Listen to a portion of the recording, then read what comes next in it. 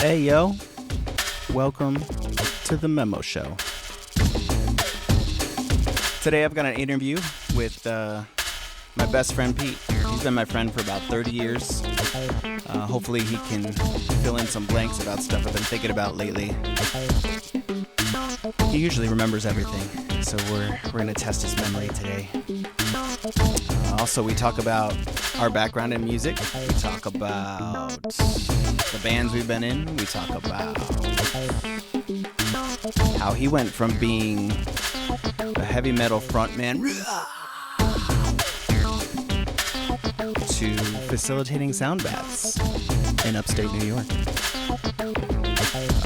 We're going to talk about all the instruments in between as well. Didgeridoo, tongue drum, and maybe I'll sprinkle in some little audio treats for you here and there. I think I got a voicemail from him. Who knows? That's the beauty of the Memo Show. You never know what you're going to get. So without further ado, here's a voicemail from Pete, and then Pete himself. Hey man, your phone still just doesn't beep and let me know if you picked up. I figured I'd give you a call. I'm on my way to go to this meditation class that I'm leading. I'm doing this thing at this salt cave place, and it's been really cool. It's real relaxing. Someone just fucking pulled out in front of me like an idiot. Fucking go. All right, so anyway, it's real. What the fuck? Go! Jesus Christ! Fuck these fucking people. Oh, all right. So anyway, I do this meditation class, which has helped me with anger stuff, and I get. Fuck you! Go! Go, you fucking cunt! I'm gonna get out of this fucking car and rip your fucking head off! So, all right, it's a meditation thing, and it's super peaceful, and I'm gonna fucking have a great time if this fucking fuckhead cunt, fuck you, move! Who the fuck gave you a driver? Damn it! I'm trying to help people fucking meditate! Get off the road! People need to relax because of shit like you! You fucking bitch! Fuck you! We went to a concert one time, and I cannot remember which concert it was. If I did know, I would probably be able to figure out like where we were. But after the concert, we ended up on at a cornfield. Yes. I remember it being a abandoned freeway or highway, parkway, whatever you want to call it. Yeah. And it was dark as fuck. And we all of a sudden we pull up to these two like toll booths, right? In the middle of the road, like with the little arms that come up and down to like let you go or not let you go. Yeah. And I remember we were like, what the fuck? And we got out of the car and there was nobody. Were there cornfields? Oh, wait. No, this is something different then. Because because there was a time where we went and we saw Incubus and Sugar Ray and 311. And we only went because Incubus was opening and they weren't popular at the time. Like they haven't come out with, I think they just came out with Science. Yeah, I tell people about that concert all the time. I loved that concert. Yeah, because we got to meet Brandon Boyd or whatever his name is, and the guitar player. I don't know their names. Yeah.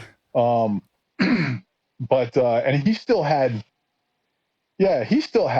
crazy long dreadlocks too. Like he had his dreadlocks tied up in themselves. So if they weren't, they would have been like touching the floor. And he was a really tall guy, so it was like over 6 foot of dread coming off this dude.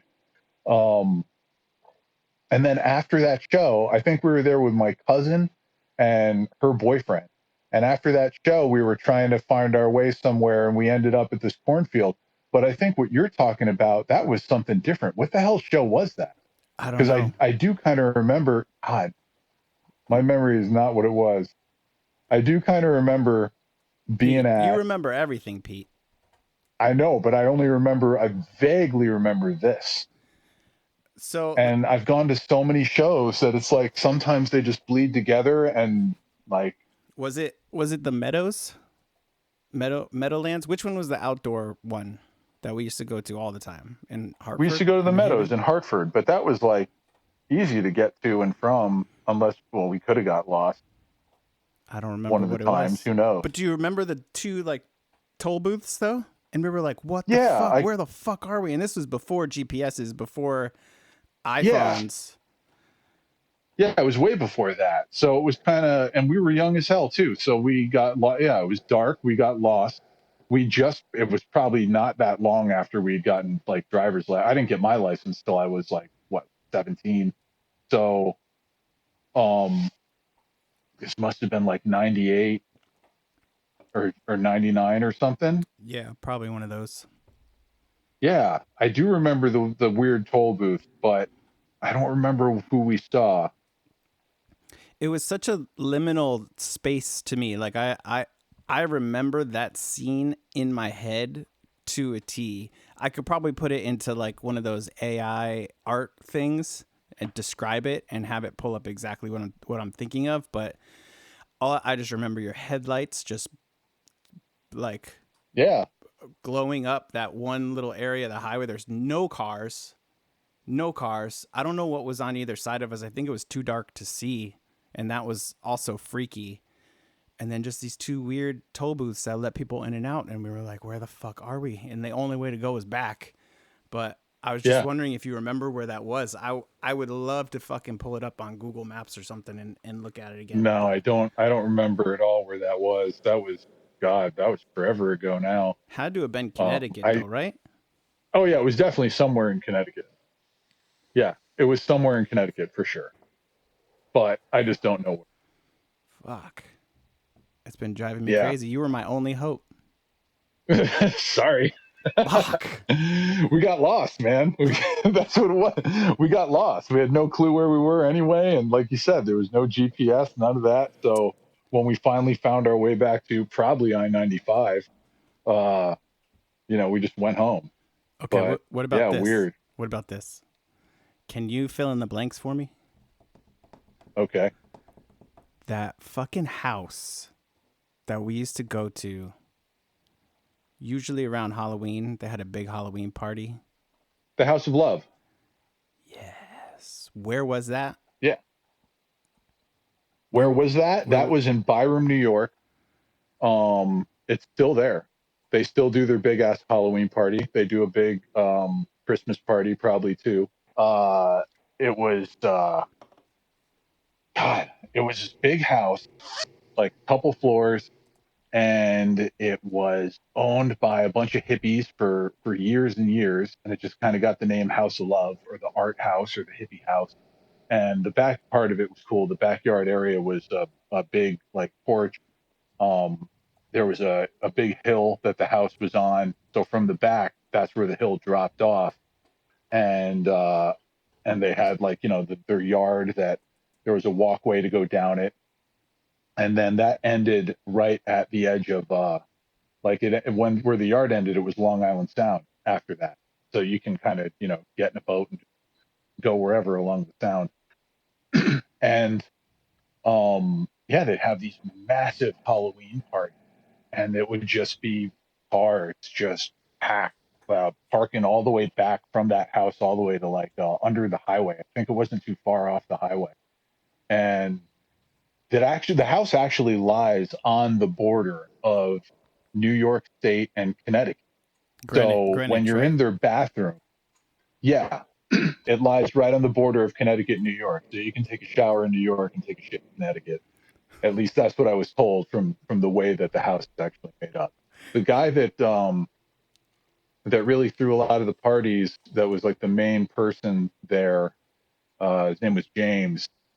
He did the Waking Dream puppet company, and it was really cool. Just we'd go there and make giant puppets, and then we'd get to go to like what that's how I went to the Gathering of the Vibes, working with them performing puppets, and I got to go to the Gathering of the Vibes festival for like the whole time. Didn't pay for the ticket because I was part of people working, which was great. Oh, is But that the yeah, time that we place went is to really. the gathering? Yeah, you were there at that one too. And then, because the one that I went to after that, we got rained on, and then the person that I went with was very upset about being rained on. I was like, all right, yeah, let's leave, whatever. I vaguely remember that. The so that guy's the one who owns it. He didn't own it. He was just living there for a while, and now he doesn't live there anymore. He still does probably like artistic stuff. Like a lot of good artists came out of House of Love. It was a great scene. Like great bands would play there and stuff. Um, and just it was just a good gathering for just good times and massive parties. Just some of the craziest, funnest house parties. Like not bad vibes at all. Like it was pretty rare. You know, once in a while you get like the person that gets too drunk or high or whatever and just is like an asshole. And most of the time they're promptly removed. But for the most part, everyone there was just having a good time and good people and all that. Yeah. Yeah, I missed that place a whole lot. The house felt like itself. It had like an energy. yeah, It had its own, just, it was alive. yeah. It was very. That's still very vivid in my memories. Even though I don't think I spent much time there, but the few times I've been there with you guys, it was like it was crazy. It Crazy. was unreal. Crazy. Yeah. And you're right. It was, It you wasn't couldn't, it like, wasn't bad vibes. That's the cool part. Is like usually you go to these parties, you don't know what the fuck you're gonna expect, and you're like, I don't know. But like every time you went there, it was like it was literally the house of love. Like it was like, hey man, come on in, what's yeah. going on? It's And they were crazy. open to everybody too. It wasn't like you had to be on, I mean, it was a word of mouth kind of thing, but that's how the parties, I believe, got so big. It's like someone that knows someone that knows someone tells you about, Yeah, like, hey, there's this rager tonight at this place in Byram, New York. And, and then, you know, you show up and it's just, there's so much beer and there's food and there's cool people and great music and like great conversations and just weird ideas and great, just great times. But yeah, I would go there. When we would make some of the puppets, I got to go there on the off times when there weren't parties and stuff there, and it was still very cool. It was a different vibe because we were working on something. We are like, you know, making puppets and stuff it was a probably real and all that. constructive environment to get creative in, huh? It is. It was like, you know, if I had a chance to go back and do what I was doing there, like we went to a thing called Starwood Festival that's somewhere in New York, um, close to Buffalo, close to where I am now. And we made puppets and stuff for that. And but the whole time that I was kind of working there, I was just it's like when you look back and you're like, yeah, that was a fun time, but I was going through a bunch of weird shit like internally. So it could have been better. Yeah, Like I I think don't we know all what I were. was trying to make. Yeah. I mean, I remember whatever I was working on, I felt like I was trying too hard to be really impressive rather than just making something that like I would enjoy. And you know, I was too worried about what other people were thinking, Yeah, that tends to get in the way of a lot I of guess at the things. time. The best way to say. I remember waking up in the woods on the ground.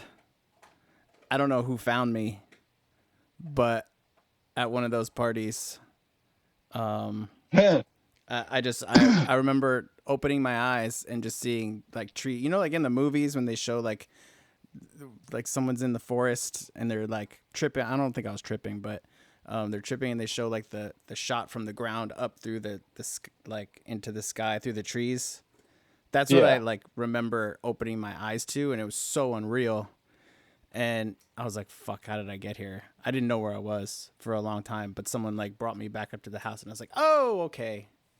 Now I know where I am. I wish I God, knew who found me. I don't know who it was, but I think I it turned. wonder if that was. I wonder if that was. I don't know because there's been a couple times where I've gone and found you in the woods. There's been a few times, like I remember a couple like parties where I'm just like, I wonder where Garrett is, and I Where'd go Garrett out go? and you're just like you're laying in the lawn or something like that, and I'm like, what are you doing? You're like, I'm just out here, man, I'm just hanging out. That's cool. Yeah, Thanks. man, Thanks that for place. It. reminding me about that because I could see the house and I could see the surrounding areas and I remember the vibes, but couldn't remember what it was called. That's awesome. Um, Pete, I've known you probably since what grade? We were like 10, 10, 10 or 11. Yeah, fifth grade, probably. Boy Scouts. yeah. So Fuck, like bro. 1990. Wait, really? Or is it like 1989? I thought no. I think I met you like God, I remember. Yeah, it was like Boy Scouts. I remember that. 19, yeah, probably 1990. We were 10. Yeah.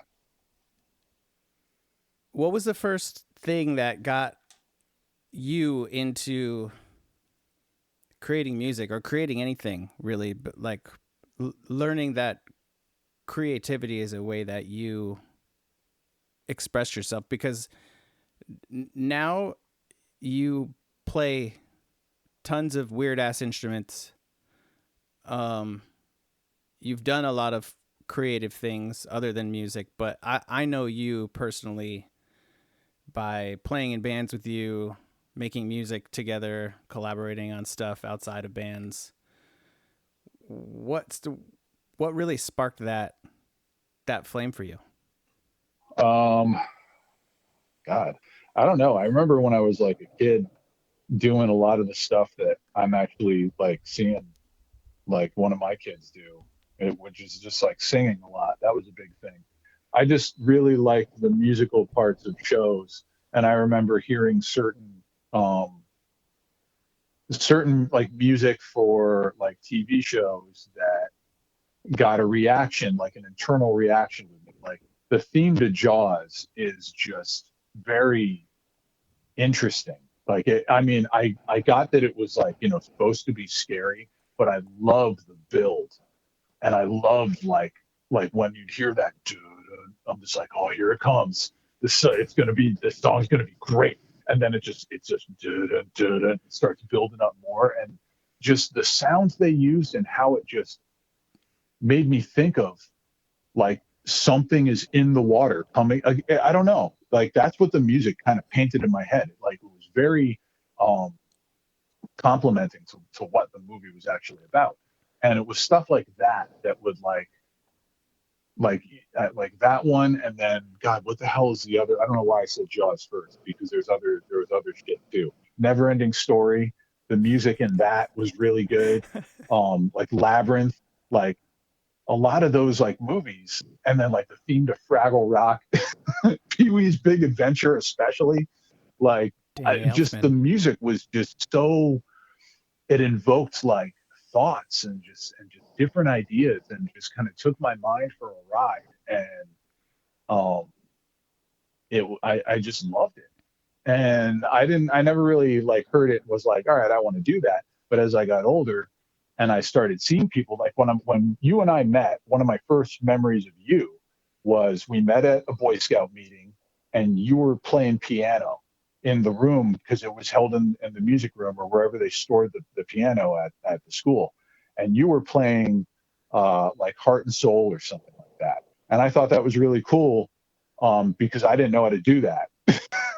And I'm just like, holy shit, someone who knows how to play music. And like I thought that was just neat. So then once I started making But friends that because then you were playing. that's still the only thing I could play on piano. Oh fuck that. You can play tons of shit. Uh but Seriously. and then after that, you started playing guitar. Like, I mean, I was watching you and then one of the other people I went to school with, um, that was in my grade, because we were like a grade apart. Like you guys were playing guitar, and so suddenly I'm like watching people that are like making music, and I was like, well, I want to try this out, and that's really it. What got you into it? actually, because I don't think I've ever asked you. We've never asked each other this shit ever. But what got you into, like, when were you like, I want to learn how to do that? Because the other thing is, you knew about bands that I didn't like. I didn't know Guns N' Roses until you played them for me, and I didn't know, like, I didn't really pay attention to a lot of the of like what was becoming more popular, and then you kind of helped turn me on to that and show me this like whole world of like what these new like Nirvana and bands like that. Like I just wasn't into it as much until I started seeing like you and a couple other people, and then I'm just like, oh, cool, there's a whole world of really interesting shit out there. But what got you into playing guitar first and Well, piano? for you, it was movies, but for me, it was like albums. I just grew up around it. My parents always had oldies on, and oldies have so much musicianship packed in every single song. And I grew up around that, but also like I grew up through the 80s. Well, I didn't grow well, I was an adolescent in the 80s, but all my cousins, they were much older than me. They were probably in their teens when I was still, 3, 4, 5. And my family had a really close relationship with my cousins. We were over there, every other day, every weekend. And they always had MTV on. They always had a big boom box. They always had a stack of tapes. And, they would choreograph dances, and since I was little and they were a little bit older, they would, have me dance with them to all this music, like mostly pop stuff. So Michael Jackson, Madonna, like anything that was huge on MTV at the time. Lots of like hair metal, like Whitesnake and all that shit, which they would let me borrow their tapes. They would just give me random tapes to bring home and play on my own. But anytime I was with them, I was just absorbed with music. Like if they were, doing something I wasn't interested, I would sit down in front of MTV. So basically MTV was my babysitter for years, and then my mom realized that if you just put music on, I'm good, so it became like, just here, put on MTV and watch it. And I kind of absorbed that musicality. But it wasn't until maybe like 13 or 14, I think like some of the first tapes that I bought myself were, what was it? I think we were going on a trip. We used to go to New Jersey every year, and it was a long ride, and I had a Walkman, and my mom was like, okay, go in and buy a tape for the ride, right? So I think I got Counting Crows, August and Everything After. Yeah. I got that. That was your first tape? That was my first tape, I believe. The one that I bought myself. Like I remember consciously going in and buying it. And then I listened to that over and over and over and over. And Guns N' Roses, I think my dad, shortly after that, my dad saw like how much I was into it, and we just moved into that big house, right? You remember that big stereo system that he had? Yeah. Well, he was one of the first people who had like a CD player.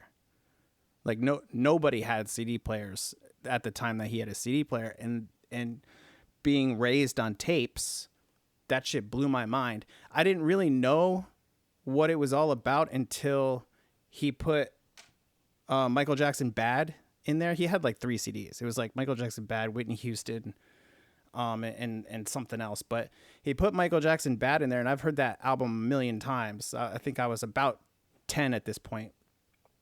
And he put headphones on me, and I sat on the couch, and he hit play, and I was like, what the fuck? I heard every little instrument, every backing vocal part, every breath, every whisper, every drum part, like everything was so clear. And I was like, fuck, how do they do that? And that's really what got me into starting to play music.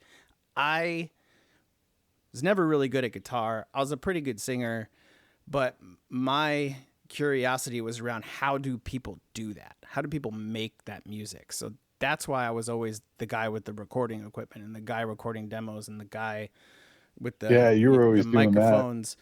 Like I had more love for that than actually being in a band. And I still love making music, but to me it's putting it together that's more fun for me. But shortly after I heard that Michael Jackson Bad on the CD player, I was like, fuck, I need more of these, right? So my dad was like, okay, you can do the BMG Club and get 12 CDs for a penny or whatever. You remember that shit? Those I flyers? remember that. So I was like, oh shit, I could pick 12 CDs? Fuck. I must have spent like 3 days going through that catalog looking at like which ones I wanted to get. So I got Guns N' Roses, Use Your Illusion 1 and 2, because I think I saw a video on MTV of them, and I was like, yo, these guys are awesome. The video itself got me interested in them. And then just a bunch of other shit that I probably didn't hear of. And then I would listen to the Guns N' Roses record on the CD player, and I would hear all of Axl Rose's like background vocals and all the different guitar parts and like the keyboards that he would throw in, and it just blew my mind how they pieced it together. It's like a giant puzzle that they put together, and I didn't know how they did it at the time, so I thought there were other people who came in sounding like Axl Rose to do his background and it was vocals. all recorded live in one shot. I had no idea, bro.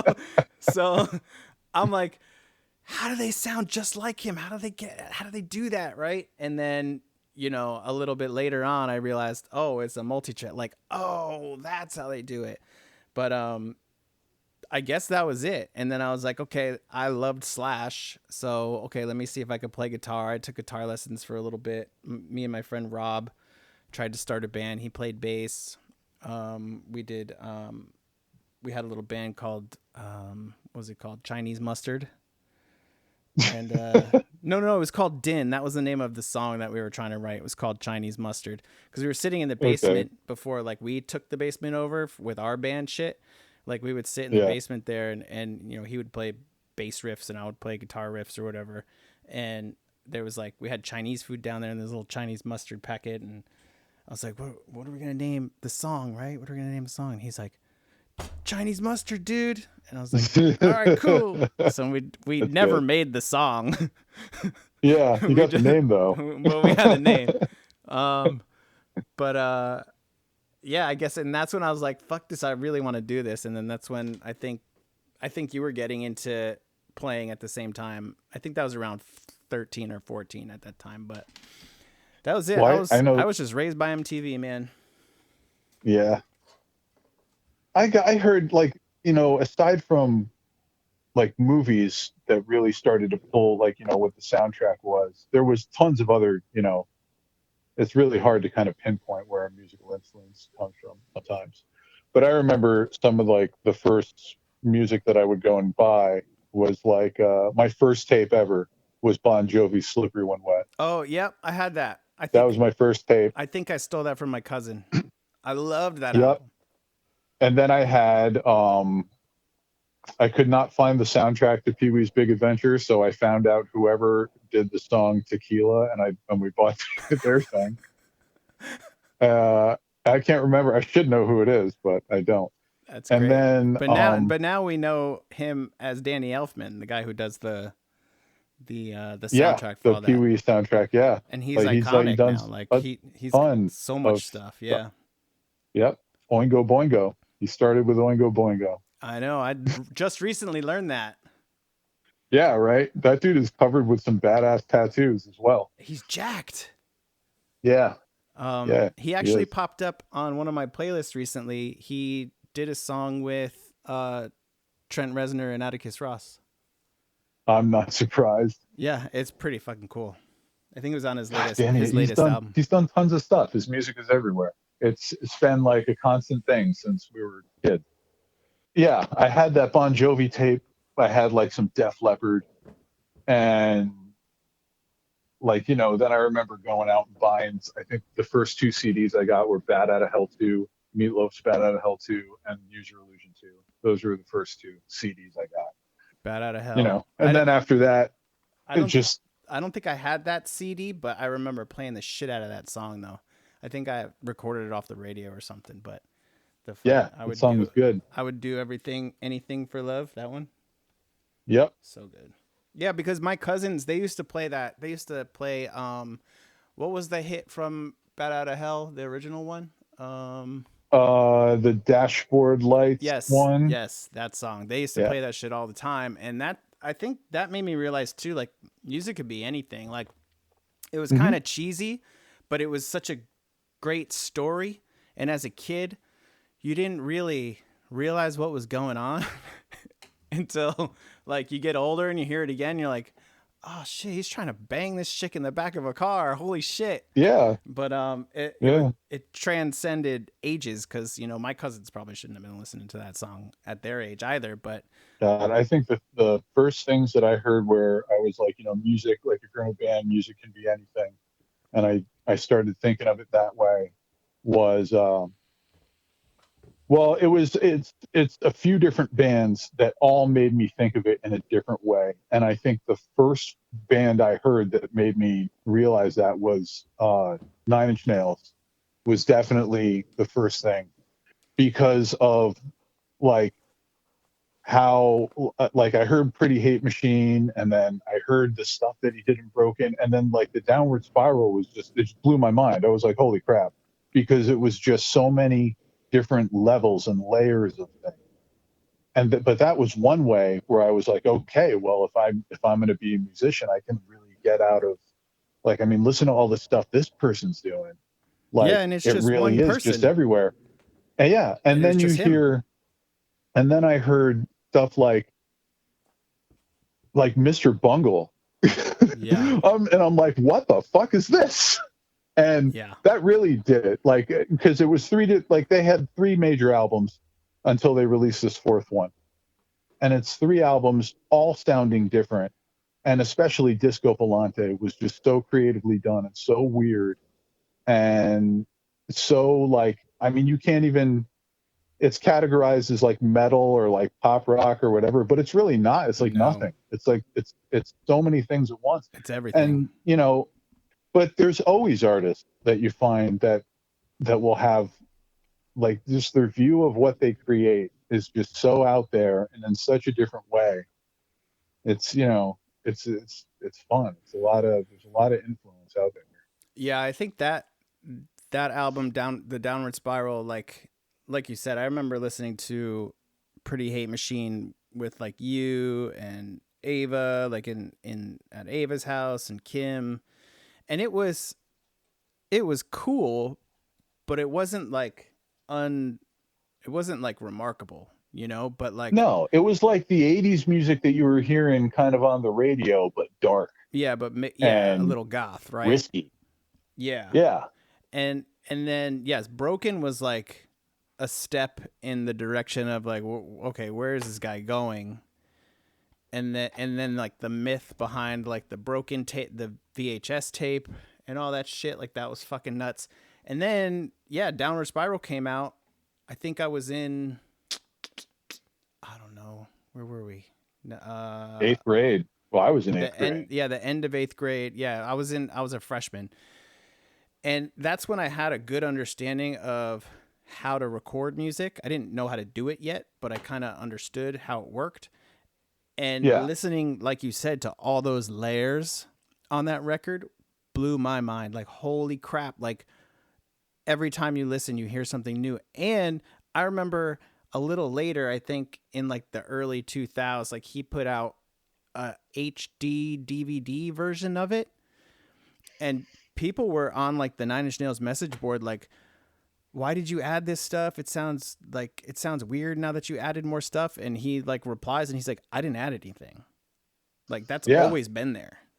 You're just hearing it now, I recently got a copy of the Downward Spiral, like on vinyl. and Mr. Self-Destruct sounds different on vinyl than it does on CD. Yeah, because he actually goes and remasters all the Yeah. stuff for the particular format he's putting it on. He doesn't fuck Yep. around. Yeah. And it sounds like you can hear all this other crazy, insane stuff happening. It's just really cool. I would love to have that on vinyl. Send me that information after where you got it and what pressing it is and everything. But so that really pushed me into the next level of, okay, I got to do this, right? And I think that year I was in choir. I was in choir through middle school, but then I started to do choir in high school. And my choir teacher is pretty cool. I don't know if you remember her, Mrs. Vogel, but when you would walk into the choir room, there was like a little, like a big window, but with like a little room in it. And I would always look in because it was dark, and I would always look in through the window, and there was a whole bunch of like old, dusty analog like equipment, right? I didn't quite know what it was, but I was like, I want to turn all those dials. I want to push all those buttons. So eventually I got up the nerve to ask her, like, hey, what's in that room over there? And she was like, oh, that's a recording studio. I was like, what? Brian McMahon has a recording studio? And she's like, yeah, they haven't used it in like 25 years. I'm like, can we go in there? And she's like, no, I mean, we can, but I don't think any of it works and this and that. And I was like, can I come during study hall tomorrow and come in and plug it in and see if it works? And she's like, sure, I'll write you out of class. So I went in there and I started plugging stuff in. Everything worked perfectly. She had a 4-track recorder. She had one of the analog synth machines that she like plugged the cables into to make different like sine waves and stuff like that. She had a chord keyboard in there. She had like a little more updated version of one of those two with like the little LCD displays and like the 80s like synth sounds on it. So I was like, why is all this stuff in here? She had microphones. I was like, why is all this stuff in here and nobody's using it? She's like, well, we don't have a class for it. And I was like, do you know how to work this stuff? And she's like, yeah, kind of do. And I was like, well, can we have a class for it? And she was like, well, it would mainly be like an electronic music class, and I don't think enough people want to sign up for that. I was like, how many people do you need? And she's like, I need at least 10 people to, ask the school if I could do a class. And I was like, I will find you 10 people. So I don't think I found 10 people. I think I found like 7, but I think one of them was Ned Airbar. Jesse. Do you remember Jesse Watraus? Jesse Bradford. Yeah, Jesse Bradford. Shout out to him. Yep. How's it going? Oh, hey. Yeah, I remember that dude. He was awesome. Yeah, he was cool. He was actually really cool. He's very talented too in guitar and music. And I don't know, a couple other kids. Do you remember Craig? I think Craig was in it. That like Craig Hare? Yeah, Craig Hare. Yeah. Yeah, I like all those kids. I think it only ended up just being us eventually, but she got the class going, and she came in one time and she was like, here, this is this is this. Here's some blank tapes. If you want to plug it in, you use these. Have fun. So we had a class for, I think, 2 semesters, an electronic music class, 2 semesters. And that's when my passion was like, boom, I need to buy this shit. And that's how I was up and running. Like, thank you, Mrs. Vogel. Jeez. That's cool. She was a huge influence on me getting into that stuff. And even to go back a little further, I told you about like my dad's stereo equipment and stuff. He didn't know how to work that shit. So I would have to go and figure it out. And that kind of sparked my interest too on how to plug things in right, inputs, outputs. This one's talking to this one. Like I would go behind the whole stereo because it was built into the wall. And I would go behind the wall and I would start fucking with shit. I would unplug stuff and use patch cables and plug stuff in and see what happened. Like I would plug the 2 VCRs in and dub tapes together. Like it was, I think that sparked my interest too. And then getting into high school and having that opportunity was like, that's it. That's what I wanted Yeah. to do. Yeah, that's good stuff, man. It's always like, I always like, messing with like different stuff. That's like the best way to like, figure out like what direction you want to take different things. Like having that time to just kind of mess with stuff on your own. That's I think what did it with music with me when because I kept trying to do stuff. I tried violin. My parents forced me to practice a lot, and I sounded horrible. And I just hated it because I got forced to practice all the time. And I went out for like a basketball team, and Really? again got like, yep. I was on a junior basketball team for one season, and I hated it because my dad made me practice constantly, and then he would show up at the games and just kind of yell at me a lot, yell at me on the way home, and tell me all the shit that I did wrong. So, when the coach is like, "Do you want to sign up again?" I was like, "No." And then when I took up, and then I did football and hurt my back and dropped out of that, and that really pissed my dad off. So when I picked up guitar, he was like, "You're not getting any help from me on this." And I was like, "Cool, just leave me alone and just give me the time to like mess with it by myself." I think that's a big part of why it stuck, because I did try music before, because I loved violin, I loved classical music and stuff, and but I just constantly got forced to practice for 2 hours a day, and if my fingers bled, you had to practice through the blood. Like that's how it was. But guitar, they left me alone, and through that I was able to mess with different stuff. And then when I got into heavier bands, I remember early on I got into like Napalm Death and Slayer and Cannibal Corpse and all that stuff, and that just kind of went with aggression that I was feeling and anger and all that, and helped with. I was like, I want to play guitar like this. Like, I don't want to play like just everyone's learning chords and playing songs and trying to sound sweet and everything. I want to play these riffs that are just, they got a crazy groove and it's like a knife digging into your head. Like, I love that. And you Don't did. know why. And you did. Yeah, that was a good thing. But now that's changed. I mean, there was a lot of aggression and anger and stuff when I was younger back then, and now I'm doing sound healing thing, which is different. And that's kind of Tell me not about even that. on purpose. You said sound baths? So yeah, sound. Wait. Let's take it back real quick. So we were in bands. You played a lot of metal and a lot of metal bands. I did a lot more alternative stuff.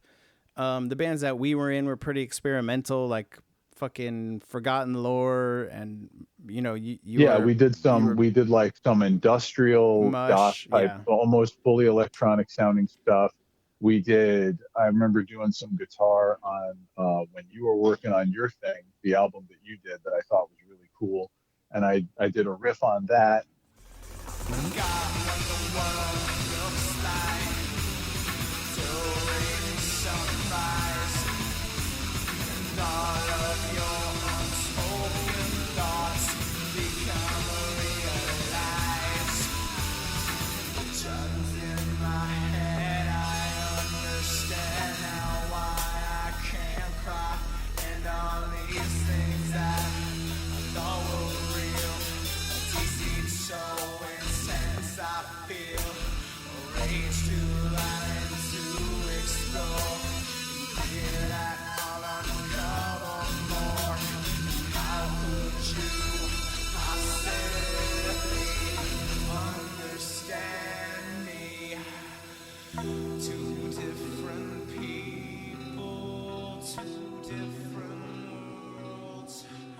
Yeah, that was like cool stuff. That was pretty experimental.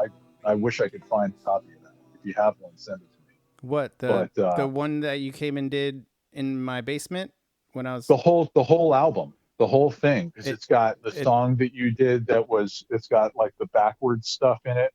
It's on Apple Music. Oh, it is? Yeah, I don't have Apple Music. It's on Spotify.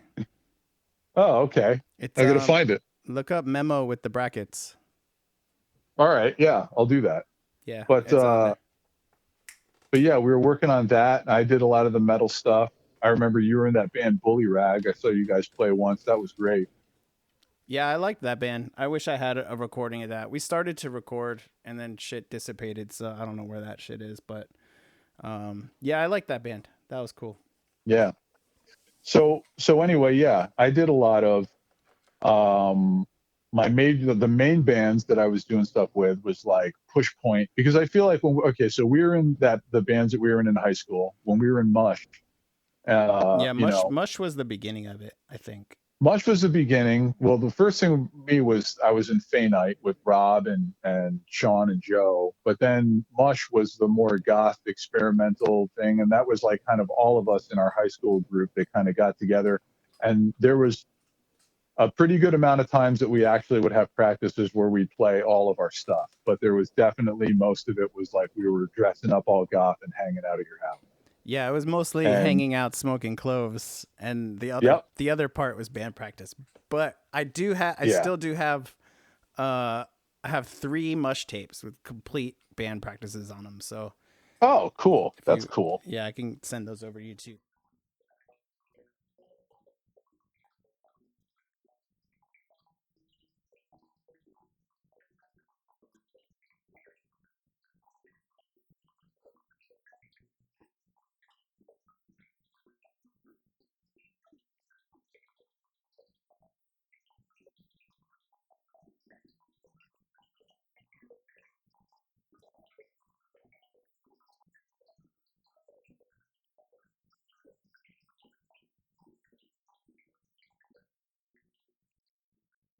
And yeah, Fey Night.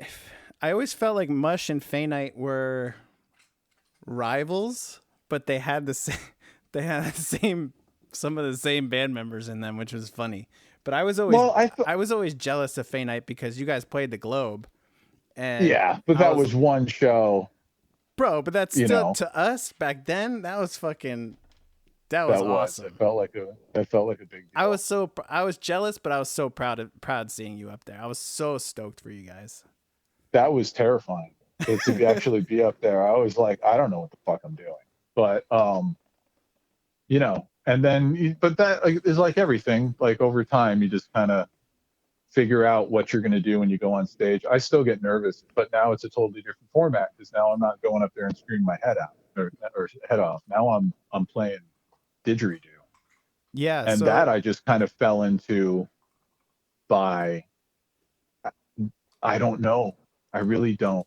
I knew what a didgeridoo was because I saw, I heard it, and I was like one of those things where like I remember hearing it in a movie. I heard it in Crocodile Dundee, and I'm like, what is that sound?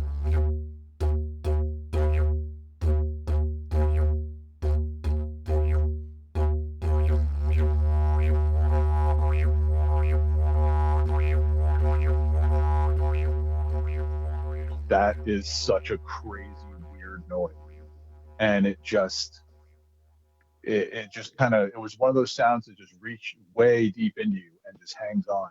And I didn't never knew what it was for a long time. And then when I started to figure out, okay, there's an instrument, it's a very old instrument. It's like it seems all mystical and all of that stuff. And maybe it just kind of Sean, stuck with me. did Sean No, mention I it? knew more, definitely knew more about what it was because of Sean, since he's Australian and Scottish and all that stuff. And Because the first time I ever saw one was at his house, but it's a toy. He has a tourist one. Like his one, it's big. It's very oversized and very big, and it's not a player's instrument. It's not something that you're really meant to sit around and just play. yeah, But it's just a centerpiece or a yeah, but then conversation piece.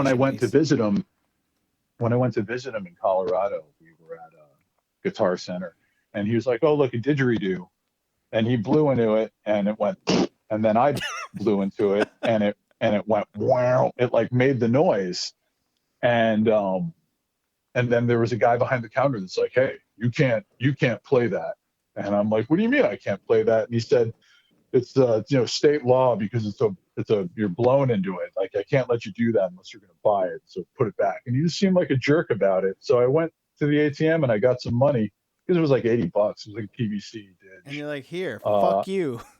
yeah, I no, I went back in and I played it, and he was like, "Wait, man, what did I just tell you?" And I was like, "I got money." Ah! course you Then would. I bought it. And so I started playing it out of spite. But then, I was really interested in like meditation and all of this stuff. I mean, I didn't really talk about it a lot, but it was always something I was kind of interested in. And I was into psychedelic stuff too. And for some reason, Didge kind of felt like it was part of that world. So I would kind of try to, I figured if I learn how to play this and I can like really get down like circular breathing and all the stuff for playing it, maybe it will help me like meditate better, which it definitely does. It does affect your mood and how you feel. And there was one day when I was working at the pest control company when I lived out west still, and I had to do a meeting since I became like the bug guy because I know all the bug stuff. And I had to do like a presentation or something, and I was getting kind of nervous for some reason.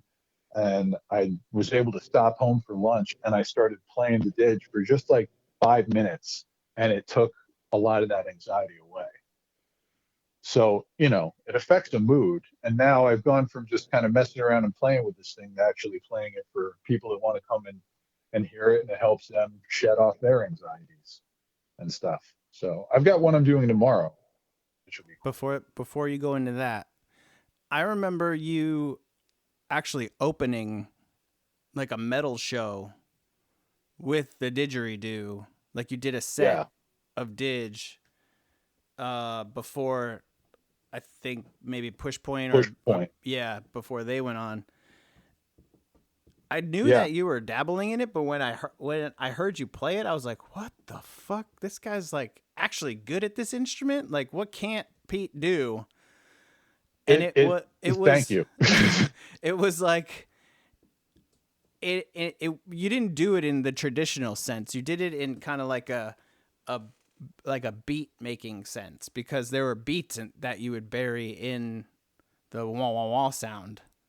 Yeah, And I was like, "Whoa, that's totally Pete taking a traditional instrument that's not supposed to be played that way and playing it correctly, but in a different way." So that was awesome seeing that. And then a metal band comes on, so thank you. it was a nice like kind of like duality of music happening there. I and then ever since then I respected you as like a didge player. When people talk about that instrument, I'm like, I know a didge player.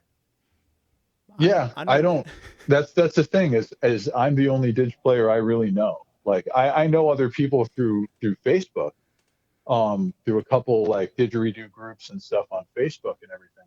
But as far as actually meeting other people that play this instrument, only a small amount of times. When I decided to go to California to work for LA Outback, which failed miserably. Not LA Outback, my working for them. I just got distracted by dumb shit. I was young, dumb, full of cum, and just kind of strayed off my path. And if I stuck to just Didge, then I probably would have gone somewhere with it a lot sooner. But I drove all the way across the country, and I just had a lot of crazy ideas and just was hungry for just diving into life. And so there was a lot of distractions along the way, and I looked at all of them. But when I got to go there, I met this Didge player named Lewis Burns, who I still see on some Facebook groups and stuff. We don't really communicate a lot. He was a really cool guy to meet. He's actually Australian Aborigine. I don't know like what his actual like group is called, um, like whatever mob he's with or anything. But he still lives in Australia, and he does performances all around, different places in the world and stuff. And he's a great player, but he's a traditional player and everything. And I played for him, and he said, I asked him for any tips, and he was like, just keep doing whatever you're doing. And at that point, I'd only been seriously playing for like 8 months, maybe a little bit closer to a year, but he was pretty impressed. But So I he met him. appreciated your style, even though like he's more traditional. Yeah, because of there's a lot of ways to play it, and I tried to really when I first got into the instrument, I was all about Australia, Aboriginal art, all of this stuff, and had that mindset, and I wanted it to sound kind of traditional. And but then I also was very influenced by Aphex Twin Hmm. and different techno type beats and everything like that. Like there was that other part of me that's just like I hear other things when I'm playing it that I'm going to play. And now, when I started doing the sound baths, I had some people ask me about cultural appropriation. They're like, we don't want to offend anybody. And the way I see it now is it's like, well, it is an instrument. It does have a lot of origins in Aboriginal culture, all that stuff. But I've never even been to Australia. I'm not an Aboriginal person. I'm not trying to replicate anything that those cultures are doing, Yeah. you know, and it's just, it is an instrument. It can be played so many different ways. And I hear other didge players that look at it and just do stuff that, like, especially Andre Schmeckel, that guy, like, he's got an awesome name too. Andre Schmeckel. He's a Czech didgeridoo player, and he has a really unique approach to how he does everything with it. And he's great. He's got albums that almost sound like if Trent Reznor was a didge player, he would make this. Shit. Oh, Like I it's think it's you really shared that good. with me once. Yeah, I did. I couldn't find a song that I really wanted to share with you, but I sent you one of his things. It was pretty good. But yeah, just there's a lot. But I haven't met a lot of other didge players. I met one other guy in Las Vegas when I went to a drum circle when I moved out there. I went to a drum circle at a place called Calico Basin, and there was one other didge player there, and we never really stayed in touch.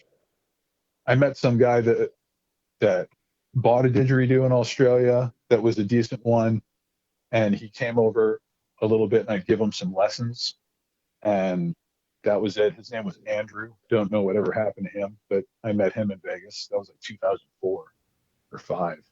Hmm. But yeah, I don't never meet any other players. So The didgeridoo kind of introduced you into meditation and circular breathing, and that became beneficial to you in your life. Now you're telling me you're doing sound baths.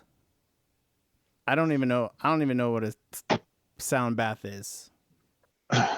so what a sound bath is when you there's certain instruments that are played. It's basically therapeutic sound. It's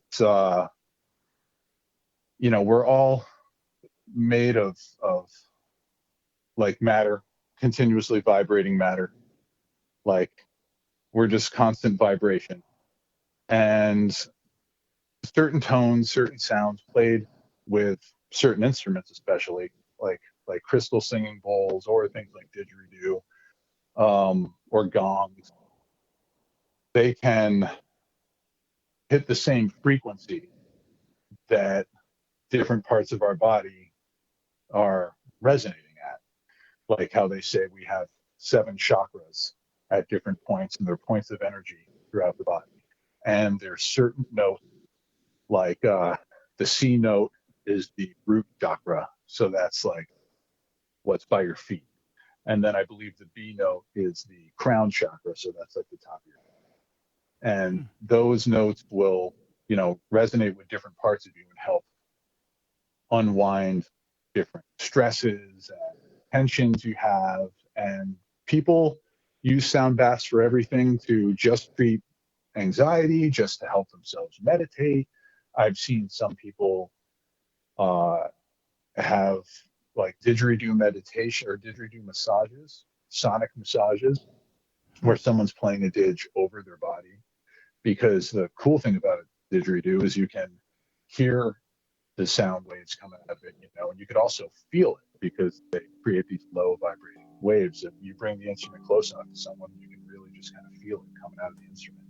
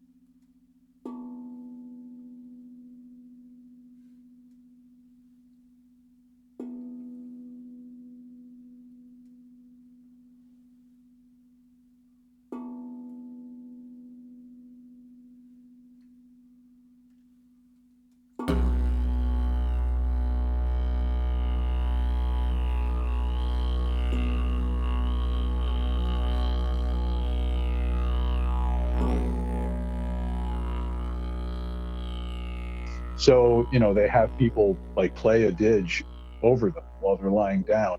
And they say that that can penetrate deep into different parts of the muscle, different parts of bone, like, and just help relieve stresses and tensions and things like that.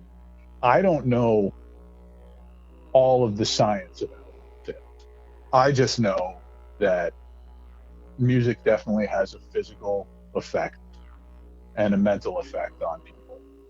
Yeah, And definitely. I mean, so that's I'm totally into sound therapy.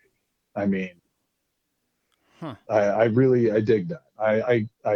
It works. I mean, I'm not too worried about the science behind it. And when I say it works, I don't mean it works like you go in there and you've got a muscle that's been cramping up forever and someone's going to like play a drum next to you and it's never going to happen again. But if you've got anxiety and stress and things like that going on, and you just need to unwind, or maybe you're just trying to clear your mind, or maybe it feels like you just can't shut your like negative thoughts off or something, a sound bath can help with that. It huh. can help turn the volume down on all the other crazy shit going on. And now you're a part of that. Yeah, yeah, You used to be the one to make people's bodies go crazy with metal music. yeah. And now you're doing the opposite. That's pretty cool, man. What's the place called? It's called ambient sound healing. Where's that That's at? where I'm going to be tomorrow. That's in Clarence, New York. Clarence, New York. And what is your role there? What's your title and your role? I don't have a title or anything there. I'm just going as a didgeridoo player, and my friend Rachel owns the place. She started it by she got a couple crystal singing bowls and starting using those to kind of ease her own anxiety, and then she started getting more and more of them, and I guess started doing performances and switched from she had a corporate job and she switched over to doing this and now she has this studio and does the sound healing. Dope. Yeah, I mean, you can only work so long at a corporate job until you. I mean, I think anybody would want to switch to that after a certain Yeah, amount of time. But that's dope. yeah. And then so she's the one who kind of facilitates it, and then you got. Are there any other musicians there that do other things? No, it'll just be me and her tomorrow. She has she has way more of a way with like the words to use for these things because and I had to even pointed it out to her the last time we did one of these because when everything ended she was like she said something in like a really soft voice like now you can slowly let the feelings of the day come back to you or something like that or like begin to move your fingers and toes as you come back to reality or something. I can't remember what she said, but I was like I just said to her like you really have like a great all the great things to say on this because the last one of these I did, I told everybody, please return your seats and tray tables to their upright position because we are coming in for a landing. And I'm like, I just don't know what to say. Like when I'm done, it's just like, I'm done. Are you relaxed? Wake up. Get out. Oh, We got to get out of here. that's awesome. Yeah. Well, tongue drums. Tongue drum. Yeah. It's actually one thing. It's one drum. It might Tongue sound like more drum. than one, but yeah, it's just one. And that's, okay. So these are like some of my favorite things now. There's like these, it's like a modified steel drum that just has really, really cool tones. So um, I've got a tongue drum or a tank drum, as they're also called, because they can be made out of like propane tanks where they cut the bottom off and weld it together. At least that's what I read. And they cut little grooves and stuff in there that all play a different range of notes. And um, like I've got one in C major. You can get them in D major. You can get them in all different ones, and it's this one drum, and sounds really cool.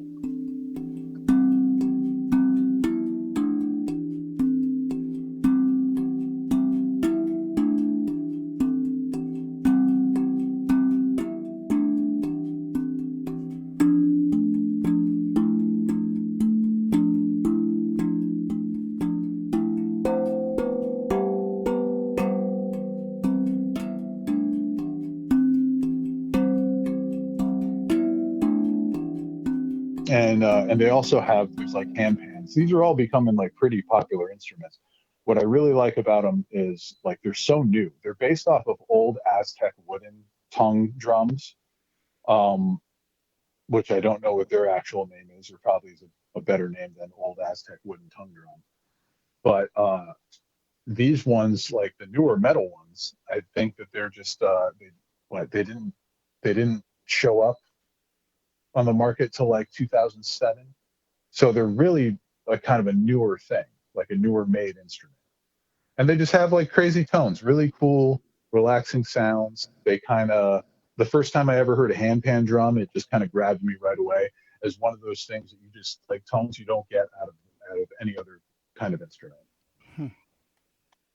But yeah, I like those. The other thing I'm getting into is the halusi, which is a Chinese drone flute, and it plays like there's one note that this is like something I want to get into, but I've been like watching videos on them, so I'm kind of like thinking I should get one of these.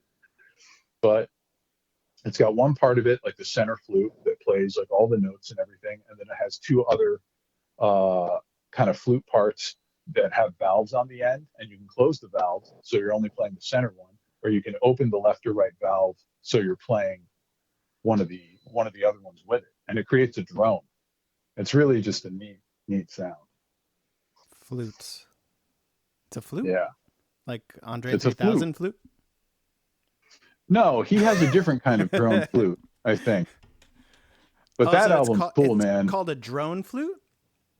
Well, I think that he's playing it because I like, the cover of that album, it's like him with his like a green shirt, and he's got this big wooden flute, and it looks like it could be a drone flute. Some of the stuff that I hear on the album sounds like it could be that, or maybe he just has an effect on something. But yeah, I think he's playing a type of drone flute on that album. I still haven't listened to it yet. It's really cool. That's what I keep hearing. I listen to it every day now. I expect nothing less from Andre 3000. Yeah. Well, thank you, Pete. Thanks for calling in. No problem, man. Thanks for having me on. I probably should get going. Yeah, me too. Next time, we'll talk more about creativity and the creative process. We talked a lot about our background today, but I definitely want to get into that with you because you know what? I'd totally love to do that. Awesome. Yeah. I totally have a lot. Would love to have that conversation. Yeah, we'll do a part 2. Cool, man. Dope. Thanks, bro. All right. Talk to you later. Bye. Bye. There you have it, folks. Me and Pete shooting the shit. It was nice talking to him. I'm going to have him back soon. I'm going to post all of his sound bath sample that he sent me. I think it's about a half an hour. I'm going to post that somewhere. As well as his little tongue drum samples. I'll put those somewhere too. So join me in the near future for another episode of the Memo Show, and I will leave you with a random ass voice memo from my phone. This song's called How Much Love to Go Around. I can't remember it. Oh. But I'll put it on record for a different song. Okay, go ahead. You can play a different song. It's also about love. Okay. I made it up. It's a secret. But today, I was waiting for this night to go past. And so that's what I was been waiting for. Okay. Let me put it on record and there.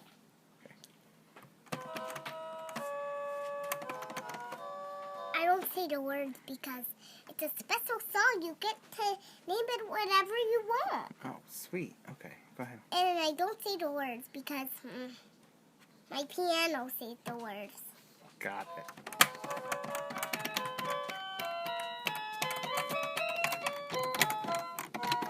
And I make the faces.